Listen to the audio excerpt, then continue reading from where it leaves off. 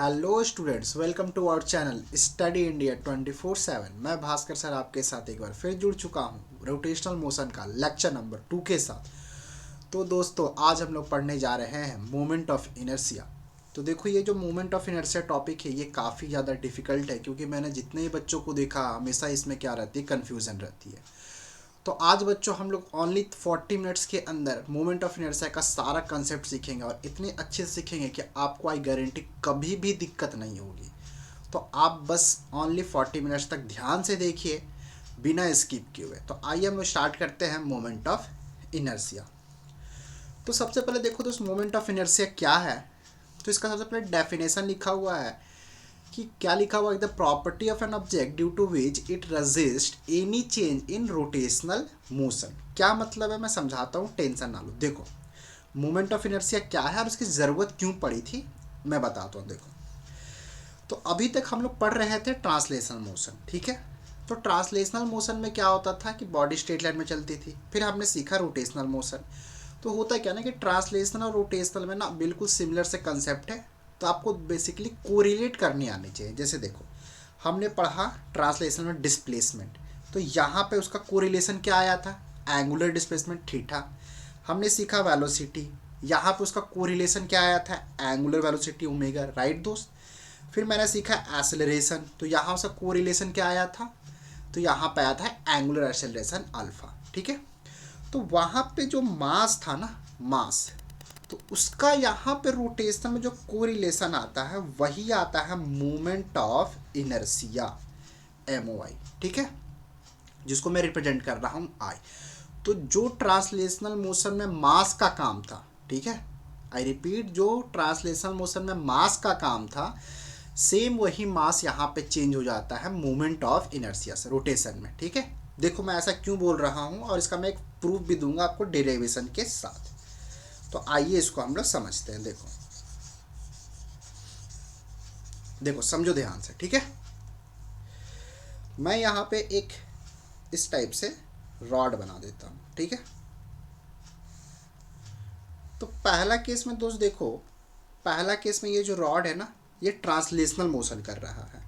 तो इसके जितने भी सारे पॉइंट मासेस होंगे, क्योंकि आपको पता नहीं कि रॉड है तो ये बहुत सारे पॉइंट मासेस से मिलके बना है, ठीक है। नंबर ऑफ पॉइंट मासेस से ये सारे मासेस v स्पीड से ट्रांसलेशनल मोशन कर रहे हैं, ठीक है। सबकी स्पीड क्या है, v, ठीक है। दूसरे केस में क्या है कि जितने भी मासेस हैं ये सब रोटेशनल मोशन परफॉर्म कर रही है, मतलब ये सेंटर के अबाउट ऐसे फिक्स एक्सिस के अबाउट घूम रहा है, ठीक है फ्रेंड। देखो, मैं यहाँ पे काइनेटिक एनर्जी क्या लिखूँगा, तो देखो, क्योंकि सारे मासेस, पॉइंट मासेस का वेलोसिटी सेम है, तो मैं ऐसा लिख दूंगा हाफ mv², ठीक है। यहाँ पे m क्या है, total mass of this body. जरा यहाँ पे देखो दोस्त, यहाँ पे ना सारे पॉइंट्स का ना वेलोसिटी अलग अलग होगा। ये मैंने लास्ट लेक्चर में समझाया था स्टार्टिंग में, आप उसको जरूर देखो, ठीक है। तो यहाँ पे ना क्योंकि सारे पॉइंट मासेस का वेलोसिटी अलग अलग है, तो मैं क्या करूँगा ना, सपोज इट कोई एक ये पॉइंट मास है, ठीक है, इसको मैं ith पॉइंट मास बोल देता हूँ, ठीक है। इसका नाम दे दिया ith। तो इसकी काइनेटिक एनर्जी क्या होगी, ये जो छोटा सा मेरा पॉइंट मास है इसकी काइनेटिक एनर्जी क्या होगी, तो मैं लिखूँगा half mass of this ith element, ये पॉइंट मास, और इसका वेलोसिटी का स्क्वायर, ठीक है। अब देखो, अगर देखो ये डिस्टेंस r है रोटेशनल एक्सिस से, ठीक है। तो हमने लास्ट क्लास में पढ़ा था कि v इक्वल्स टू क्या होती है, ओमेगा r होती है ना, v equals to omega r। तो मैं क्या करूँगा, देखो यहाँ पे vi है ना, उसके जगह पे ऐसे लिखूँगा ओमेगा, ओमेगा सबके लिए सेम होगा, और डिस्टेंस उसका क्या है, ये डिस्टेंस है ना, r लिया था ना, तो ये ith एलिमेंट है तो ri लिख देता हूँ, ठीक है। तो यहाँ पे लिखूँगा ri का स्क्वायर, ठीक है दोस्त। तो बताओ यहाँ से क्या आएगा, half mi omega square ri², ठीक है। जरा इसको मैं नेक्स्ट पेज में समझाता हूँ। यहाँ देखो, मैंने उस ith एलिमेंट का जो काइनेटिक एनर्जी लिखा वो क्या लिखा, half mi omega square into ri², ठीक है। तो तो इसको मैं क्या ऐसे लिख सकता हूँ क्या, देखो तो हाफ ओमेगा स्क्वायर और मैं एम आई और आर आई स्क्वायर को ऐसे लिख देता हूँ, ठीक है। ये तो देखो ith एलिमेंट का था ना, एक पॉइंट मास का था। अगर मेरे को पूरे बॉडी की काइनेटिक एनर्जी निकालना है तो क्या करूँगा, पूरे बॉडी की निकालनी काइनेटिक एनर्जी। तो ऐसे देखो इस टाइप के पॉइंट मासेस बहुत सारे होंगे ना, इस टाइप के पॉइंट मासेस यहाँ भी है, यहाँ भी है, बहुत सारे पॉइंट मासेस है ना दोस्त। तो मैं क्या करूँगा बताओ, मैं सबका समेसन कर दूंगा, ठीक है। 1 से लेके जितने भी पॉइंट मासेस होंगे n तक मैं सबका क्या कर दूंगा दोस्त, समेसन कर दूंगा, ठीक है दोस्त। देखो यहाँ पे तो half omega square M I R I square, ठीक है। तो इसमें से देखो हाफ ओमेगा स्क्वायर तो बाहर निकल गया, तो बचा क्या, समेसन फर्स्ट से लेके n तक और M I R I square. अब देखो ध्यान से, जो ये वाला चीज़ है ना, ये वाला चीज़ एम आर स्क्वायर, ठीक है, समेसन, इसी का नाम पड़ा, इसी क्वांटिटी का नाम पड़ा आई। तो यहाँ पे क्या आ गया, हाफ आई ओमेगा स्क्वायर। तो रोटेशन में काइनेटिक एनर्जी को मैंने कैसे दे दिया, हाफ आई ओमेगा स्क्वायर। और यहाँ पे आई क्या है, where I is nothing but सारे मासेस का देखो एम आर आई का स्क्वायर, ठीक है। बात समझ में आई, ठीक ना। तो जो ट्रांसलेशन में kinetic energy half M B square से दिया जाता था, किस फॉर्मूले से दिया जाता था, अब देखो हाफ एम भी स्क्वायर। तो मैंने भी का कोरिलेशन क्या बताया था, ओमेगा। तो यहाँ देखो एम का कोरिलेशन किससे आया, आई के साथ, ठीक है। तो आई क्या कहलाया, मोमेंट ऑफ इनर्शिया। अब ये मोमेंट ऑफ इनर्शिया क्या है, this is nothing but mass का ये कोरिलेशन है। और इसे कहते क्या है कि ये रोटेशनल मोशन को अपोज करता है। ये ऐसी प्रॉपर्टी है जो रोटेशनल मोशन को, उसमें कोई चेंज आएगा रोटेशनल मोशन में, ठीक है, तो उसको ये क्या करेगा, अपोज करेगा। बात समझ में आई, ठीक है, क्लियर है दोस्त, ठीक। देखो अगर एक पॉइंट मास है, ये एक पॉइंट मास है, ये आर डिस्टेंस पे है और ये इस एक्सिस के अबाउट ना ऐसे घूम रहा है, ठीक है, एक ही मास है, ध्यान से देखना, एक ही मास है। तो मैं इसकी मोमेंट ऑफ इनर्शिया क्या लिखूंगा, तो मैंने सीखा भी, देखो फॉर्मूला क्या होता है, एक का एम आर स्क्वायर, अगर बहुत सारे तो सबका सम कर दूंगा, और अगर एक ही रहेगा तो क्या करूंगा, एम आर स्क्वायर, बस। बात समझ में आई। इसकी यूनिट पूछी जाएगी तो क्या लिखोगे, तो ऐसा यूनिट इज, मास का क्या हो जाएगा केजी, और ये आर है ना डिस्टेंस, तो केजी मीटर स्क्वायर। क्लियर है फ्रेंड, बात समझ में आई, ओके। तो हमने एक पॉइंट मास का देख लिया। अगर मानो ना बहुत सारे पॉइंट मास है, देखो ये मेरा एक्सिस ऑफ रोटेशन है, एक मास m1 है जो कि r1 डिस्टेंस पे है, दूसरा मास m2 है जो कि r2 डिस्टेंस पे है, तीसरा r3 m3 मास है r3 डिस्टेंस पे, ठीक है। ऐसे बहुत सारे पॉइंट मासेस है। तो अगर मेरे को टोटल मोमेंट ऑफ इनर्शिया निकालना हो तो क्या करूँगा, सबका सम स्टार्टिंग से लेके लास्ट तक। तो यहाँ 3 ही मास है ना, मैंने फॉर्मूला सिखाया ना ऐसे, तो यहाँ पे 3 ही मास है, तो क्या करोगे, m1 r1 square, m2 r2 square, m3 r3 square. ऐसा ही जितना मास रहेगा ना दोस्त, आप क्या करना है, एम आर स्क्वायर का सम करना। बस आपको ध्यान एक चीज़ रखना है कि मास और एक्सिस में हमेशा आपको परपेंडिकुलर डिस्टेंस लेना। देखो ये परपेंडिकुलर डिस्टेंस, मास m3 यहाँ है, तो हमेशा कौन सा डिस्टेंस लोगे, परपेंडिकुलर डिस्टेंस। याद रहेगी बात, क्लियर है, एकदम क्लियर, ओके। देखो नेक्स्ट हम लोग सीखते हैं moment of inertia continuous mass distribution. कि अगर एक मेरा बहुत बड़ा से कंटिन्यूअस एक बॉडी है, ठीक है, और मेरे को मोमेंट ऑफ इनर्शिया निकालना है, ठीक है, इस बॉडी की, ठीक है। तो मैं क्या करूँगा ना, यहाँ पे एक छोटा सा, आप कहीं भी यहाँ पे एक एलिमेंट ले लो dm, ठीक है, जो इसका एक्सिस से परपेंडिकुलर डिस्टेंस है वो है r। तो इस छोटी सी एलिमेंट की मोमेंट ऑफ इनर्शिया क्या होगी, dm इंटू आर स्क्वायर। तो पूरे बॉडी की मोमेंट ऑफ इनर्शिया क्या होगी, integration of D I, that is integration of dm into R square.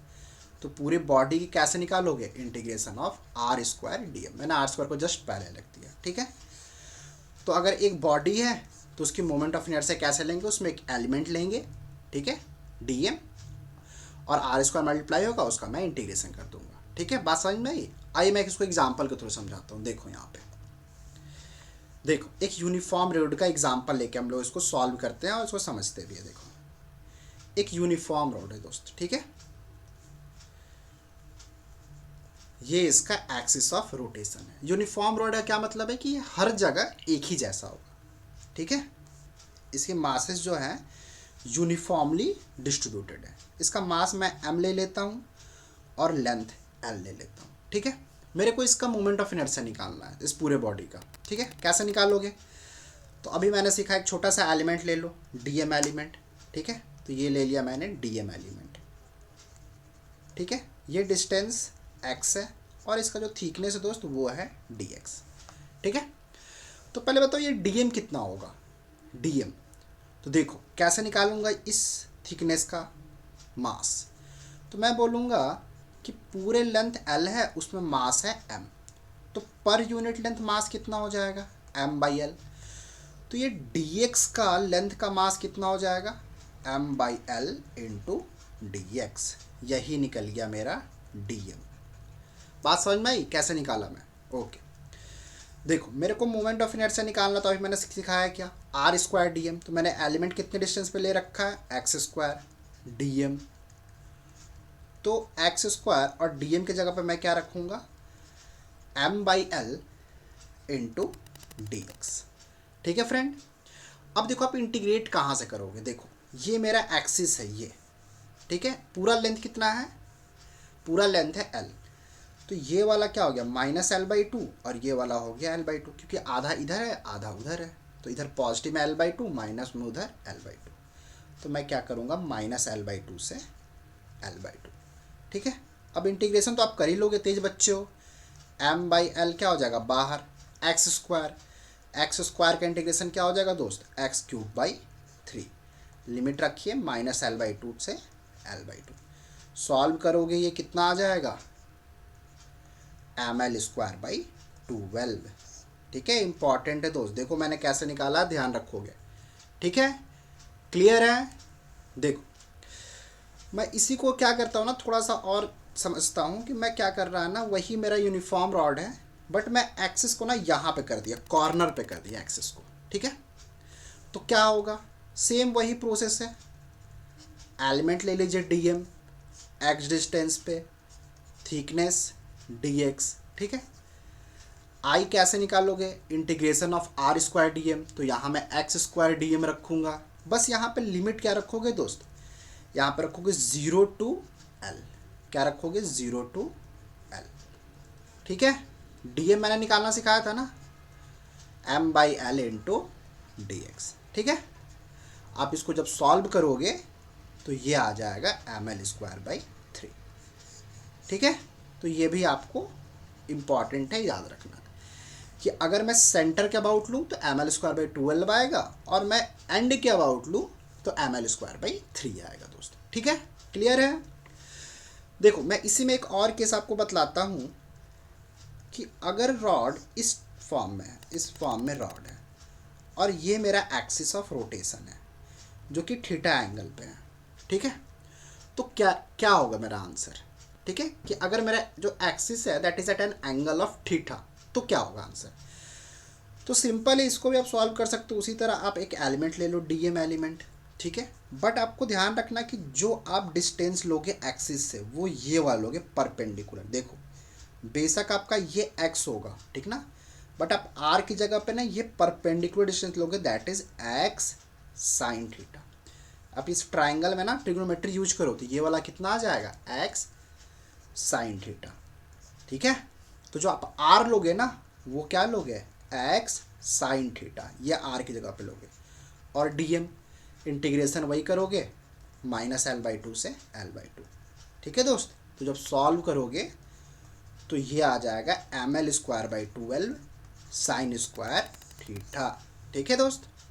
तो इसे भी आपको याद रखना है, ठीक है, क्लियर है, ओके। आइए मैं कुछ और एग्जांपल आपको समझाता हूँ, रिंग का समझाता हूँ, ठीक है। देखो मैंने क्या किया, एक रिंग ले रखा है, इसका मैं मोमेंट ऑफ इनर्शिया चाहता हूँ निकालना, ठीक है। कैसे निकालोगे, एक एलिमेंट ले लो, डीएम एलिमेंट, इस रिंग का मास m है और रेडियस r है, ठीक है। तो ये एलिमेंट का जो डिस्टेंस होगा ना, ये मेरा एक्सिस ऑफ रोटेशन है, ध्यान रखना, ये मेरा एक्सिस है, ठीक है, परपेंडिकुलर एक्सिस है इसके, ठीक है। तो ये मेरा रेडियस है r। तो कैसे निकालोगे, तो integration of r square dm। देखो ये जो एलिमेंट है वो कितने डिस्टेंस पे है, तो रेडियस के डिस्टेंस पे ना r स्क्वायर dm। यहाँ पे आप देखोगे ना, तो यहाँ पे जो रेडियस है वो कांस्टेंट है दोस्तों, r स्क्वायर बाहर आ जाएगा, तो बचेगा क्या, इंटीग्रेशन ऑफ dm। अब ये बताओ, ये मैं अगर ऐसा ऐसा सारा एलिमेंट लूँ, यहाँ एलिमेंट लूँ, यहाँ एलिमेंट लूँ, सबको जोड़ दूँ, तो क्या इस रिंग का टोटल मास नहीं मिल जाएगा, मिल जाएगा सर। तो dm का इंटीग्रेशन क्या हो जाएगा, m, तो क्या आ जाएगा mr स्क्वायर। बट ध्यान रखना, रिंग का moment of inertia mr square आया है, बट यहाँ पे मैंने एक्सिस क्या लिया है, एक्सिस का खास ध्यान देंगे, ठीक है, क्योंकि मोमेंट ऑफ इनर्शिया एक्सिस पे डिपेंड कर रहा है। देखो मैं फिर समझा देता हूँ, ये मेरा रिंग है, एक्सिस मेरा कौन सा है, ऐसा परपेंडिकुलर वाला एक्सिस है, फील हो पा रहा है एक्सिस कौन सा है। अगर मैं इसको ऐसे बनाऊँ ना, तो ये देखो ऐसा, अगर ये मेरा एक्सिस है, ये मेरा रिंग है, देखो तो एक्सिस उसके सेंटर से जा रहा है और ऐसे परपेंडिकुलर है, ऐसे परपेंडिकुलर है, ठीक है दोस्त, बात समझ में आ रही है। तो इसका मोमेंट ऑफ इनर्शिया क्या आ जाएगी, mr स्क्वायर। अगर ये सोचो कि मैं क्या बोलूँ कि अगर मेरे पास इस टाइप से हाफ रिंग है, ठीक है, तो आंसर, और उसका भी मास m है और रेडियस r है, तो आंसर क्या आएगा, मैं वही सेंटर वाले एक्सिस के अबाउट निकालूंगा।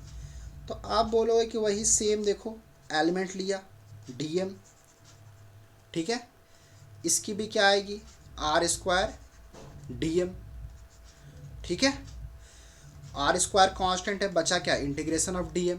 मैं अगर सारे मासेस को जोड़ दूं तो इस हाफ वाले पार्ट का मास मिलेगा, और हाफ वाले पार्ट का ये मास मैंने क्या मान रखा है, m, तो क्या आ जाएगी, mr स्क्वायर। अब देखो ये भी एक इम्पॉर्टेंट बात है कि आप फुल रिंग लो या हाफ रिंग लो या कोई भी एक पार्ट लो रिंग का, ठीक है, मोमेंट ऑफ इनर्शिया जो आएगा ना वो सेम आता है mr स्क्वायर, ठीक है। देखो मैं यहाँ पे लिख भी देता हूँ कि अगर मैं ना फुल रिंग की जगह कैसे ना हाफ रिंग भी लूँ, ठीक है, ये देखो हाफ रिंग या कोई भी एक सेक्शन लूँ रिंग का, ठीक है, ये मेरा एक्सिस है, ठीक है दोस्त,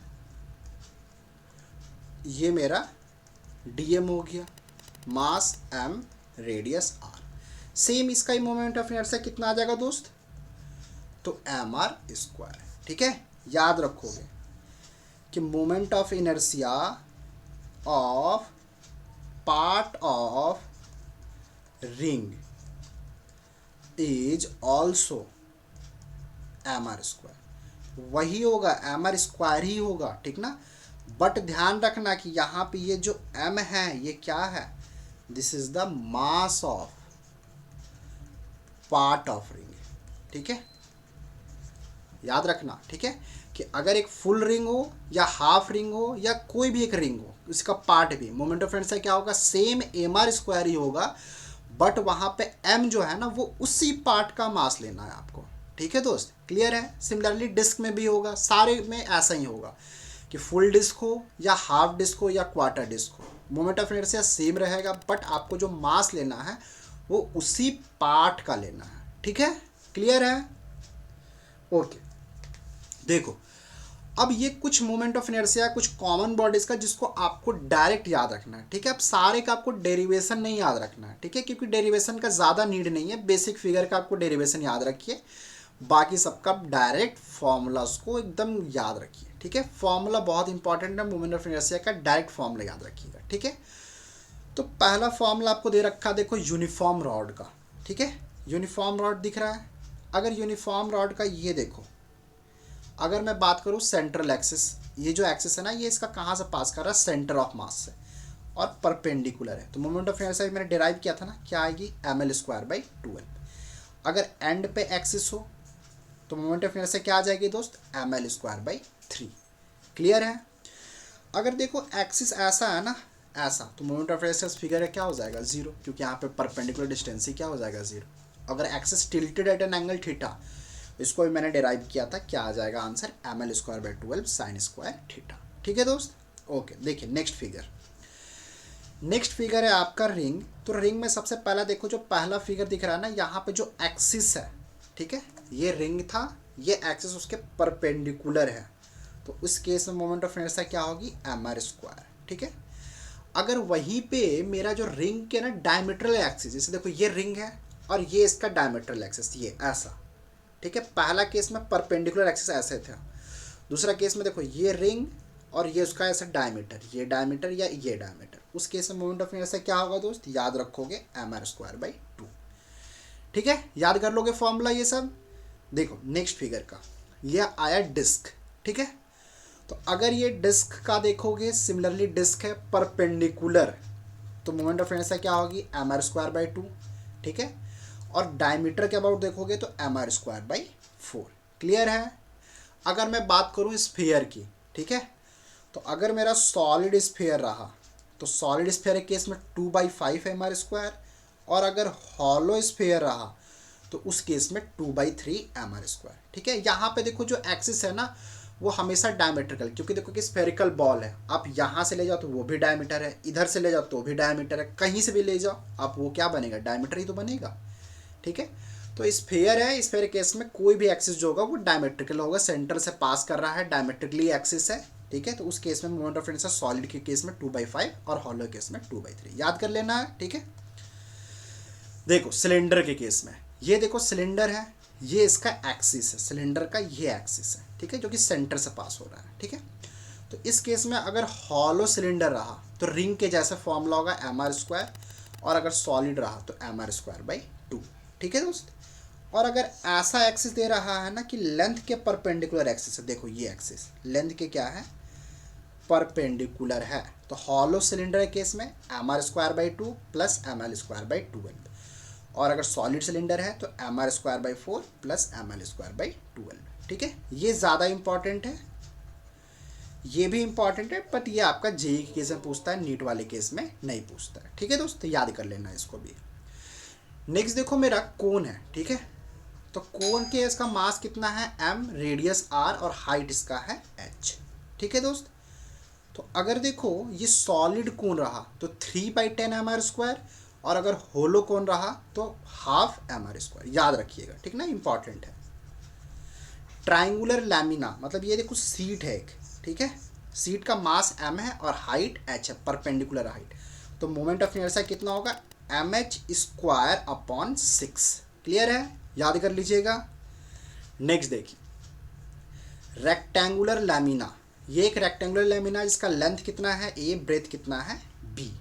तो यहाँ पे देखो मैंने एक्सिस लिया है I1, ये देखो I1 जो है ना ये a को कट कर रहा है, तो I1 के अबाउट कितना होगा, ma स्क्वायर बाई 12। देखो याद रखने का तरीका देखो, ये जो एक्सिस है ये किसको कट कर रहा है, b लेंथ को कट कर रहा है, b को, तो इसके अबाउट कितना होगा, mb स्क्वायर बाई 12। याद रखना, देखो I1 a को काट रहा है तो ma square by 12, I2 b को काट रहा है तो mb स्क्वायर बाई 12। देखो ये जो एक्सिस है ना ये परपेंडिकुलर है सीट का, तो मोमेंट ऑफ इनर्शिया कितना होगा, m/12 a square plus b square. ठीक है, क्लियर है। देखो नेक्स्ट, अगर रेक्टेंगुलर लैमिना की जगह स्क्वायर लैमिना होगा तो क्या होगा, a और b क्या हो जाएंगे, इक्वल हो जाएंगे। ठीक है, तो आप इस एक्सिस का अबाउट लो, या 1 के अबाउट लो, या 2 के अबाउट लो, या 3 के अबाउट लो, इसमें आप किसी भी एक्सिस का अबाउट लोगे याद रखना हमेशा सेम आएगा, ma स्क्वायर बाई 12। इंपॉर्टेंट है, मैं फिर से रिपीट कर रहा हूँ, 1 देखो ऐसा एक्सिस है, 1 ये है आपका, इसके अबाउट लो, इसके अबाउट लो, या किसी भी एक्सिस का अबाउट लो जो कि सेंटर से पास कर रहा है और उसको 2 इक्वल हिस्से में काट रहा है। देखो जो 2 है ना उसको 2 इक्वल हिस्से में काट रहा है और सेंटर से पास कर रहा है। ठीक है, तो वो सारे के केस में सेम होगा, और कितना होगा, ma स्क्वायर बाई 12। ठीक है, नेक्स्ट केस में देखो एक आई है, एक्सिस है जो कि इसके क्या है, इस सीट के परपेंडिकुलर, ये सीट है उसके परपेंडिकुलर है, तो उस केस में मोमेंट ऑफ इनर्शिया क्या होगा, ma स्क्वायर अपॉन 6। ठीक है, समझ में आया। तो मैंने सारे केसेस के मोमेंट ऑफ इनर्शिया बता दिए हैं, आप उसको एकदम टू द पॉइंट सारे पॉइंट्स को, फॉर्मूलेस को लर्न कर लेना है। ठीक है दोस्त, इससे ज़्यादा मोमेंट ऑफ इनर्शिया आपको किसी भी फिगर का यूज नहीं पड़ेगा क्वेश्चंस बनाने के लिए। ठीक है, ये एकदम कॉमन फिगर्स हैं, जिसकी मोमेंट ऑफ इनर्शिया आपको हमेशा याद होनी चाहिए, डेरिवेशन याद रहे या ना याद रहे, ठीक है, फॉर्मूलाज को एकदम टू द पॉइंट याद रखना है, ठीक है। तो आज के वीडियो में बस इतना ही, मिलते हैं नेक्स्ट वीडियो में कुछ क्वेश्चन के साथ मोमेंट ऑफ इनर्शिया के, ठीक है। तब तक पढ़ते रहिए, कीप स्टडी।